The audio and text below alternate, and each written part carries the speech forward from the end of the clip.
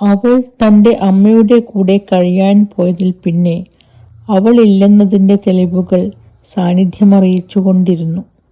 പാതി ഒഴിഞ്ഞ മെത്ത, എടുക്കാതെ പോയ ഉടുപ്പുകൾ, ചെറുപ്പിലെ നീളൻ മുടിയിഴകൾ. 3-ാം നാൾ ജനൽപ്പടിയിലെ ചെടി വാടി ഉണങ്ങിയത് ഞാൻ കണ്ടു. പിന്നീടുള്ള 2 നാളും ഞാനതിന് മറക്കാതെ വെള്ളമൊഴിച്ചു. അവൾ മടങ്ങിയെത്തിയപ്പോൾ ആ ചെടി ശ്രദ്ധയിൽപ്പെട്ടില്ല.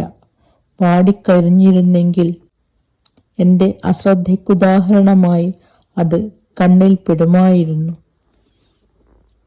നിനക്ക് എൻ്റെ കാര്യത്തിൽ ഒരു ശ്രദ്ധയുമില്ല എന്ന തോന്നലോടെ 5 നാൾ അകന്നു നിന്നതിൽ വീണ്ടുകിട്ടിയൊരടുപ്പം ഞങ്ങളിൽ ഇനി അല്പനാൾ പറ്റിച്ചേർന്നു നിൽക്കും. അവളെ കാണുമ്പോഴൊക്കെയും ഓടിയെടുക്കാറുണ്ടായിരുന്ന പൂച്ചയെപ്പോലെ. ആ പൂച്ചയെ കുഴിച്ചിട്ടെടുത്തിപ്പോൾ അനേകം ചെടികൾ വളർന്നിരിക്കുന്നു. എല്ലാവർക്കും അവിടമൊരു ചെറു പൂന്തോട്ടം.